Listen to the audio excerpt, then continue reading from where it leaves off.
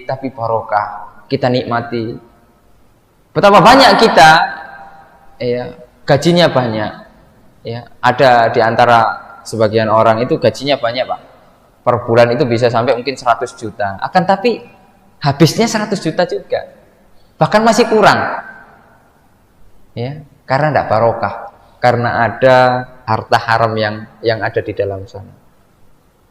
Karena ada kedzaliman-kedzaliman yang ada di dalam sana. Ya, Rasulullah SAW pernah mengatakan, kullu lahmin nabata min haramin fannaru aula bih. Setiap daging, ya, setiap daging yang tumbuh dari harta yang haram, maka neraka layak baginya.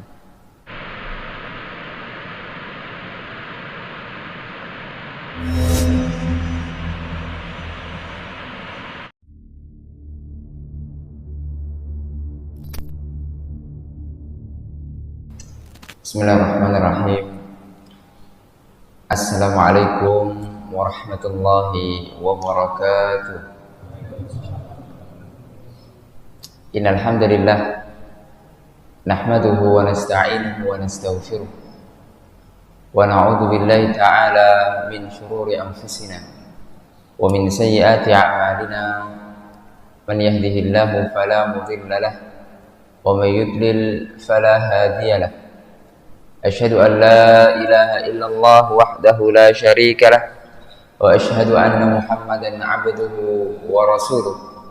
Qala Allahu tabaraka wa ta'ala, ya ayyuhalladzina amanu taqullaha haqqa tuqatih wa la tamutunna illa wa antum muslimun. Alhamdulillah, bersyukur kita kepada Allah Rabbuna tabaraka wa ta'ala yang telah memberikan kepada kita kenikmatan berupa kesehatan, kenikmatan berupa waktu yang luang, sehingga kita bisa duduk di majelis ilmu, diawali dengan melaksanakan salat subuh berjamaah. Ini adalah kenikmatan yang Allah Subhanahu wa ta'ala berikan kepada kita dan tidak diberikan kepada semua orang. Ma'asyiral muslimin rahimani wa rahimakumullah. Insyaallah pada pagi yang barokah insyaallah ta'ala kita akan membahas sebuah tema tentang fitnah harta. Rasulullah sallallahu alaihi wasallam pernah bersabda di dalam sebuah hadisnya, inna likulli ummatin fitnah wa fitnatu ummati al-mal. Setiap umat itu ada ujian masing-masing, dan ujian bagi umatku, kata Rasul sallallahu alaihi wasallam, adalah ujian harta. Subhanallah. Rasul sallallahu alaihi wasallam mengatakan bahwasanya harta adalah ujian, dan realita mengatakan bahwasanya betapa banyak kita tertipu, terfitnah dengan harta yang kita miliki. Pernah kita mendengar ada saudara kandung saling membunuh hanya karena rebutan apa? Harta, rebutan warisan. Ada teman baik pada awalnya, rekan bisnis, kemudian saling menjatuhkan, bahkan waliyadzubillah saling, kalau di pasar itu saling apa, nang dukun itu apa, santet. Masya Allah, hanya untuk apa? Harta, mencari harta agar hartanya banyak, kaya. Fitnah besar. Allah Subhanahu wa ta'ala berfirman di dalam surat Al-Munafiqun ayat yang ke-9. Allah mengatakan, ya ayyuhalladzina amanu la tulhikum amwalukum wala auladukum an dzikrillah wa may yaf'al dzalika faulaika humul khasirun. Wahai orang-orang yang beriman, janganlah kalian terkecoh, tertipu dengan harta-harta kalian dan anak-anak kalian. Karena anak bagian dari harta. Tertipu, terkecoh dengan harta dan anak-anak sehingga lalai dari mengingat Allah Rabbuna Tabaraka wa Ta'ala. Jika kita melakukan yang demikian, yaitu lalai terhadap Allah hanya untuk kepentingan anak-anak kita, harta-harta kita, maka kita menjadi orang-orang yang khasirun, yaitu orang-orang yang merugi. Subhanallah. Ini menjadi pengingat bagi kita semuanya agar kita ingat bahwasanya harta, anak-anak semua adalah titipan dari Allah Rabbuna Tabaraka wa Ta'ala.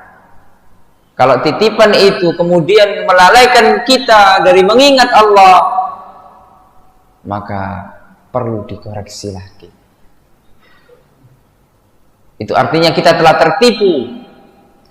Betapa banyak orang demi mencari harta melalaikan hak-hak Allah Azza wa Jalla. Waktunya salat tidak ditunaikan hanya dengan alasan masih kerja. Hanya dengan masih kerja, subhanallah. Berapa kemudian gaji kita, kemudian kita melalaikan hak Allah Azza wa Jalla. Kita tidak menunaikan kewajiban kita kepada Allah. Subhanallah. Ini adalah ujian bagi kita. Di dalam ayat yang lain, surat Al-Anfal ayat yang ke-28, Allah Subhanahu wa Ta'ala pernah mengatakan, wa'lamu annama amwalukum wa auladukum fitnah. Dan ketahuilah bahwasanya harta kalian dan anak-anak kalian itu adalah fitnah. Fitnah, subhanallah. Fitnah bagi kita. Di dalam agama Islam, orang tidak terlarang Pak mencari harta. Ya, orang itu tidak terlarang mencari harta, mencari kekayaan, pengen kaya, itu dalam Islam tidak terlarang. Akan tetapi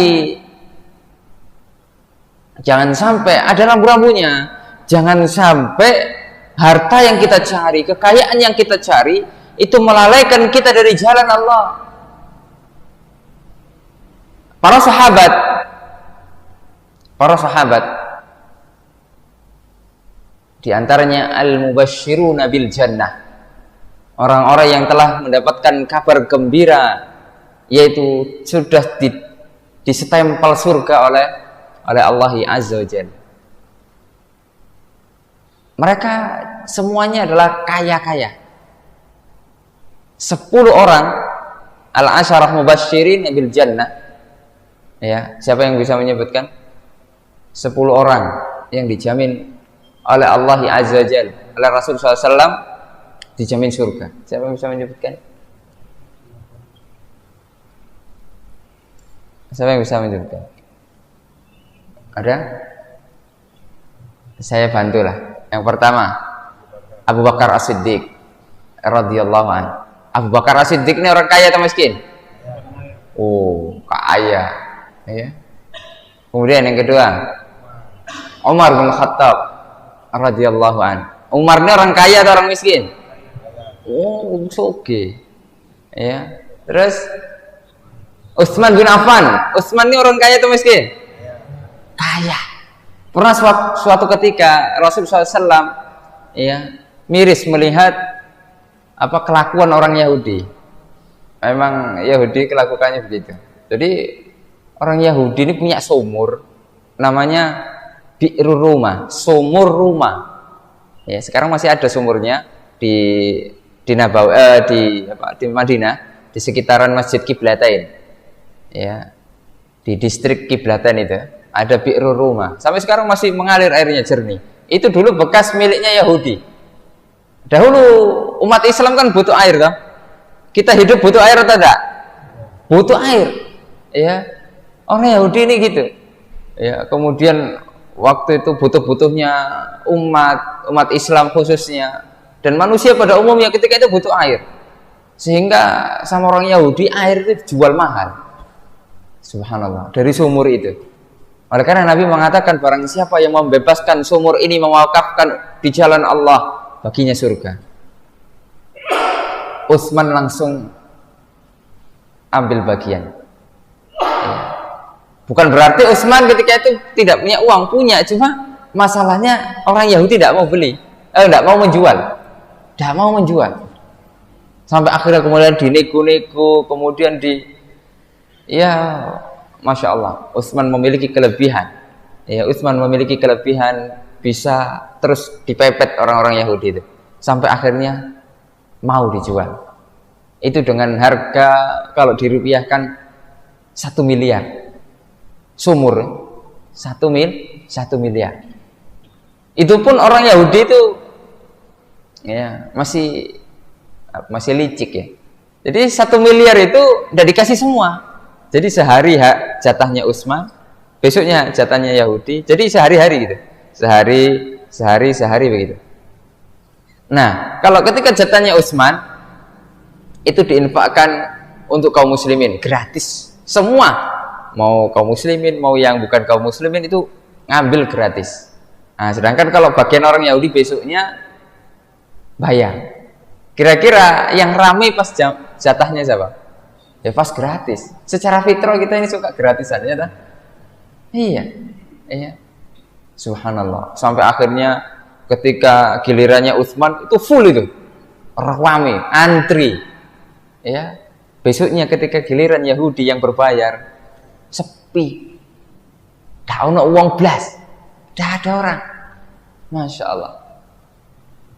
Akhirnya besoknya lagi Utsman ramai lagi. Iya. Sampai kemudian akhirnya kalau demikian lama-lama kita ini bangkrut, kata orang Yahudi. Oleh karenanya Pak, di antara cara kita mengalahkan orang Yahudi dengan satu cara, yaitu wakaf kaum muslimin. Utsman itu wakaf Pak. Kalau kita misalnya orang Yahudi jualan air, kita kemudian jualan air, tetap kalah gitu sama orang Yahudi. Karena orang Yahudi pasarnya lebih besar. Ya. Tapi kalau kita wakaf air, misalnya di masjid ini Ahmad Yani bikin wakaf air untuk kaum muslimin seluruh Surabaya, Masya Allah, itu mati tuh wong jualan aku itu. Ya, maksudnya jualan air itu kok aku. Jadi subhanallah, ya itu. Nah, kemudian akhirnya orang Yahudi, waduh, suwe-suwe bangkrut awak dhewe. Wis dadol kabeh wis. Akhirnya dijual semuanya. Ya, Utsman, udahlah saya jual semuanya. SPNKB lah. Akhirnya dijual semuanya. Total Utsman membayar sumur itu 2 miliar kurang lebih. Ya, diwakafkan untuk kaum muslimin, diwakafkan di jalan Allah Azza wa Jalla. Sampai sekarang Utsman dapat pahalanya itu. Berarti Utsman orang kaya. Kemudian yang keempat, Ali bin Abi Thalib. Ali bin Abi Thalib kaya atau tidak? Kalau Ali bin Abi Thalib enggak. Ya. Enggak kaya. Apa namanya? Agak kurang lah. Ya. Nah, kemudian siapa lagi? Abdurrahman bin Auf. Ini kaya atau tidak? Oh, ini kayanya sahabat ini. Ya. Unlimited hartanya ini. Ya. Orang cerdas luar biasa. Ya. Jadi kalau ya kita belajar kekayaan itu, coba baca sirahnya Abdurrahman bin Auf. Abdurrahman bin Auf ketika datang ke Madinah itu tidak bawa apa-apa. Tidak bawa apa-apa, Pak. Ya. Ada seruan hijrah dari Rasulullah SAW, ya, dari Allah ya Rabbuna tabaraka ta'ala, ayo hijrah semuanya.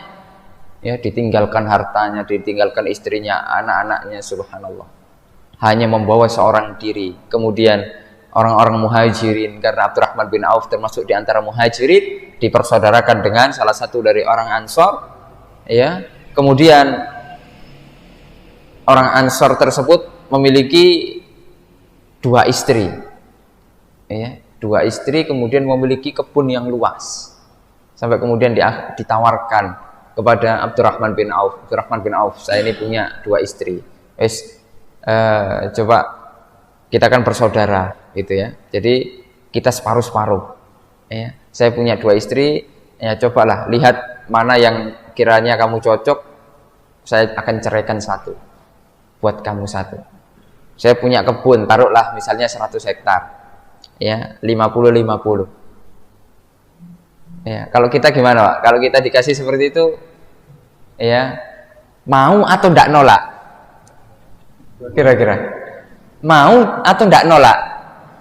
Gimana tuh? Dikasih istri, ya, dikasih istri, kemudian dikasih kebun, taruhlah 50 hektar. Kira-kira gimana itu? Ya, ya insya Allah Ustaz, saya ndak nolak Ustaz. Ya iya, fitrahnya manusia gitu. Ustaz pun dikasih gitu, ndak nolak lah. Masa nolak? Tapi Abdurrahman bin Auf ndak mau, Pak. Ndak mau. Sudah Ustaz, sudah cukup. Ndak mau saya. Ya. Kenapa begitu? Abdurrahman bin Auf jadi orang Mekah itu, orang Mekah, ya, itu apa namanya, kebiasaannya sehari-hari, mata pencahariannya itu apa orang Mekah itu? Kira-kira apa? Berdagang, berdagang, Pak.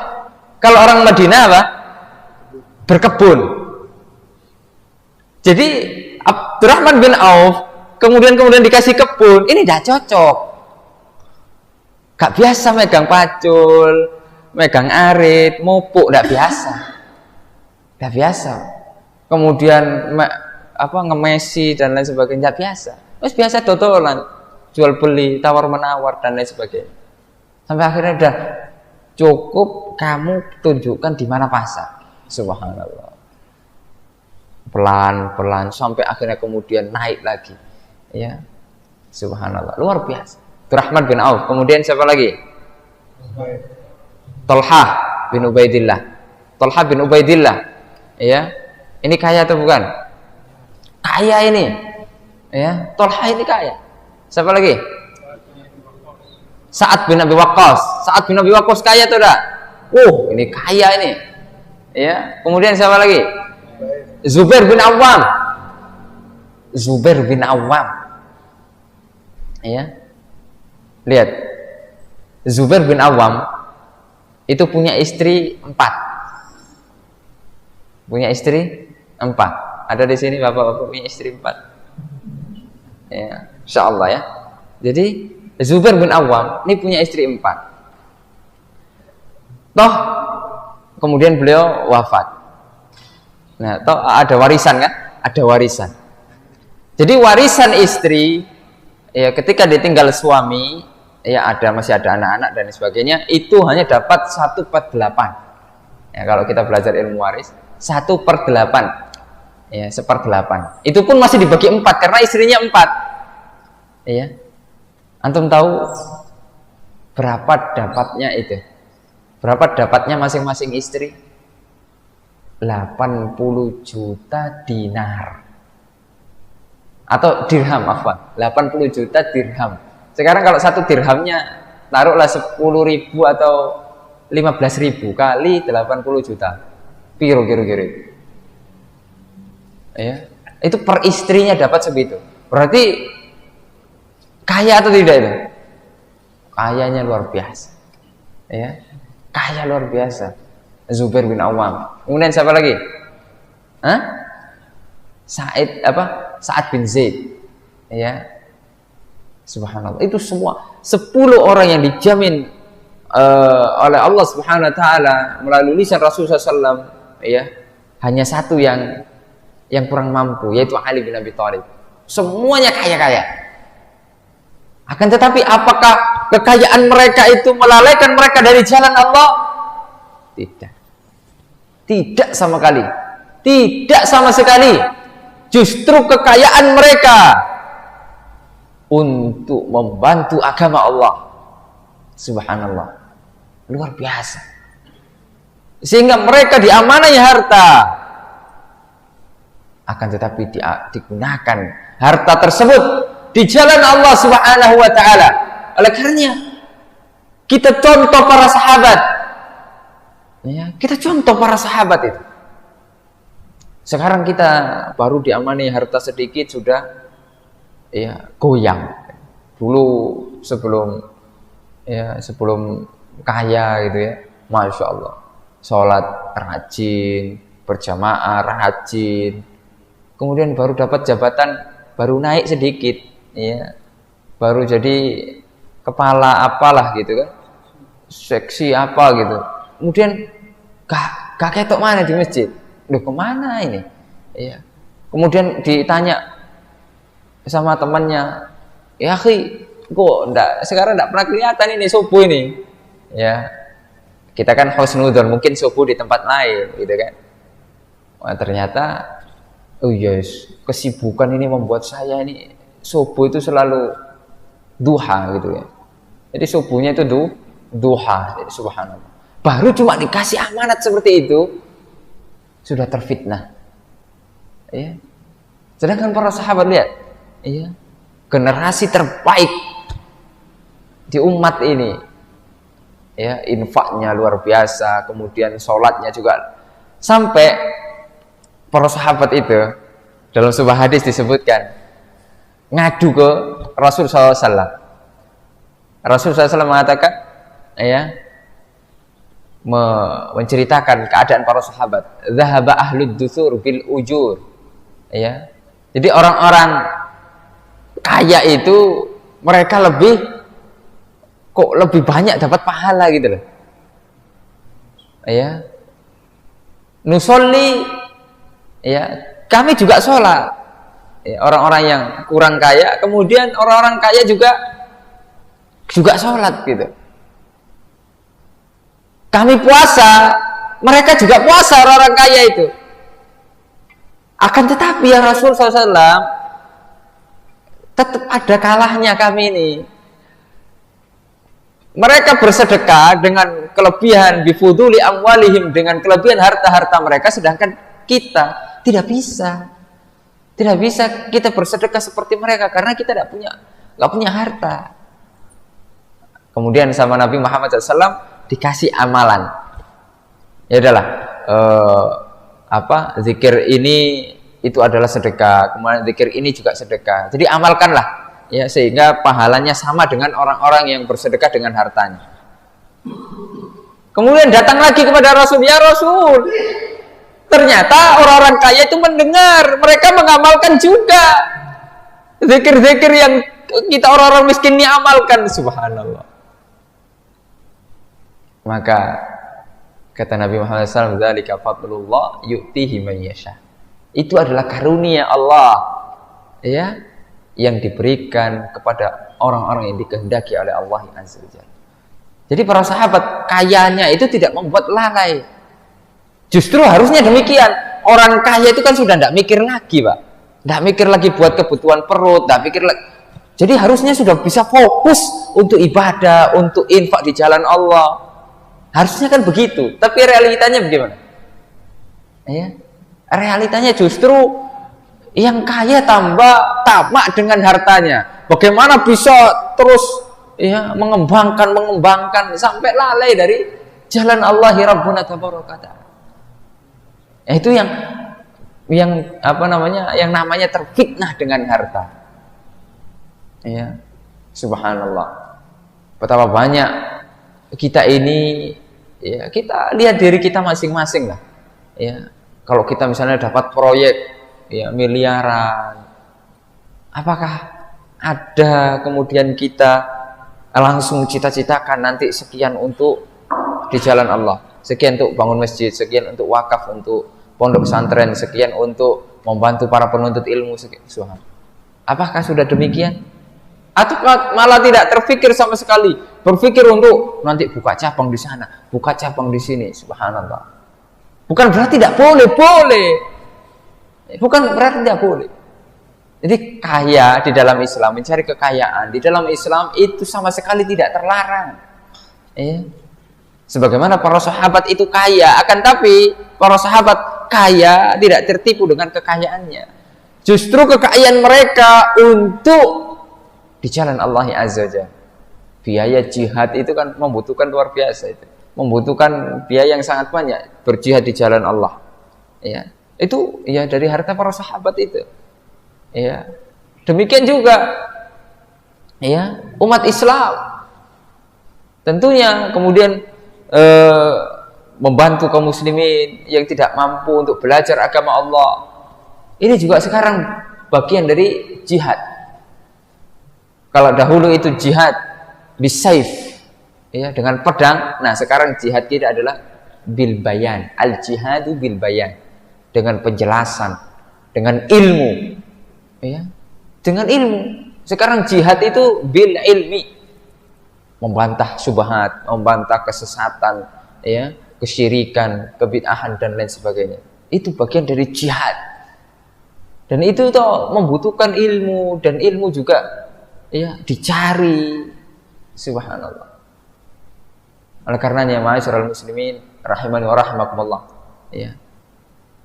Zaman sekarang saya pernah ketemu sama orang-orang yang enggak eman dengan hartanya.